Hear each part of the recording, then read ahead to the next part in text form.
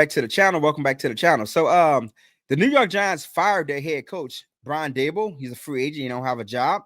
And the Eagles are currently playing the Green Bay Packers. I'm going to show y'all. Y'all probably watching the game or watch the game. And the score right now is 0-0. And let's be frank, the Eagles offense has been terrible all season. They had a few bright spots here and there, but they've been pretty terrible. And that's why A.J. Brown is still pissed off, I think the main reason why A.J. Brown is just disgruntled this season is because the offense has not been using him effectively, and the offense is just pretty much a basic offense. And so, with that being said, I think the Eagles should bring Brian Daboll in as a offensive analyst, right? Park him on that staff on the offensive side of the ball, give him something to do. And then when the season ends, the Eagles are not bringing back Kevin Patella. They're not bringing him back. So you go ahead and fire Kevin and you make Brian Daboll your offensive coordinator. And I'm just going to give you some reasons why I think that he would be a good offensive coordinator for the Eagles. So he's a proven quarterback developer, and he got the receipts to prove it. When he was the offensive coordinator with the Buffalo Bills, he was there for 4 years, and he turned Josh Allen from a very raw prospect into an MVP caliber quarterback. In 2020, the Bills offense jumped from 19.6 points per game to 31.3 points per game, which that was second in the NFL in 2020. And they finished second overall in yards in the NFL. And Brian Daboll won AP Assistant Coach of the Year. And Josh Allen's efficiency spiked across the board. So his completion rate went up to 69.2%, and his passer rating went up to 107.2 if you're into passer ratings. Also, Brian Daboll's scheme fits the Philadelphia roster, and I think Nick Sirianni will love it, right? So Brian runs he runs a lot of heavy 10 and 11 personnel. He's very aggressive with shotgun usage, no huddle and tempo. And he likes to stresses the vertical crossers, RPOs, which Jalen Hurts is very familiar with. And Jalen Hurts throw a very great deep ball. And so he also is very aggressive when it comes to play action.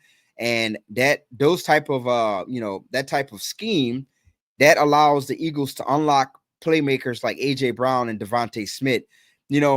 For how good the Eagles were and have been, right? Winning a Super Bowl. Well, gone since A.J. Brown has been there, the Eagles have went to the Super Bowl every season. Went to the playoffs every season. I would love for them to go to the playoffs. The Super Bowl every season. But they have been to the playoffs every season, and they've made 2 Super Bowls. They won one and they lost 2. They won one and they lost one to the Kansas City Chiefs, right? But think about how dominant of a player A.J. Brown was and Devontae Smith was the year that the Eagles won the Super Bowl most recently, right? And the offensive coordinator was Kellen Moore. We still haven't really seen what A.J. Brown can really do and what Devontae Smith can really do, because it's just always it's been a lot of inconsistencies with the offensive play calling, with the offensive coordinators. You had Shane Steichen. That was the year the Eagles went to the Super Bowl and they lost to the Chiefs. He went to the Colts. They decided to internally promote Brad Smith, which was terrible, right? They fired him. They bring in Kellen Moore, and what do you know? They win a Super Bowl. Kellen Moore gets a job with the New Orleans Saints. They decide to promote from within again with Kevin, and look at him. The offense looks like shit. And so I think that Brian Daboll would be a massive upgrade at the offensive coordinator position for the Eagles. And we can really see what A.J. Brown, especially, we really can see what Devontae Smith can do, right? You can expect them to, run a lot of intermediate and, deep routes. And, when you have such a formidable passing game, those defensive backs tend to back out of the box, right? Saquon Barkley hasn't really been the Saquon Barkley of the 2024 season because teams are daring Jalen Hurts to beat them with their arm, beat them in the passing game. And I'm not taking any shots at Jalen Hurts. Jalen Hurts is a hell of a quarterback, but um, they see that the Eagles defensive coordinators see that the Eagles offense isn't lighting it up in terms of scoring and dominating, and so they're just saying, well, look, y'all scheme is terrible, so we're gonna load the box and we're just gonna, dare y'all to beat us with y'all very vanilla passing scheme. And so, when you start to get success in with the deep game, with the deep passing game, RPOs, play action, that opens up the box and that makes that box really light. And then next thing you know, you got Saquon Barkley, Tank Bigsby, and everyone else running it down your throat. And on top of that, too, he also knows Jalen Hurts. He coached Jalen Hurts in 2017 when Jalen Hurts was the quarterback at Alabama. So there's already familiarity. There's already a sense of familiarity there between Brian Daboll and Jalen Hurts. And so, say what you want to say about, Brian as a head coach. He did have that one successful season as the Giants head coach when I think they went 9-7 or something like that, and they made it to the playoffs and they beat the Minnesota Vikings. They upset the Minnesota Vikings. And then after that, he's pretty much, he hasn't had, anything worth mentioning after that. He's had some injuries with Malik Neighbors this season. Cam Scatterboo went down.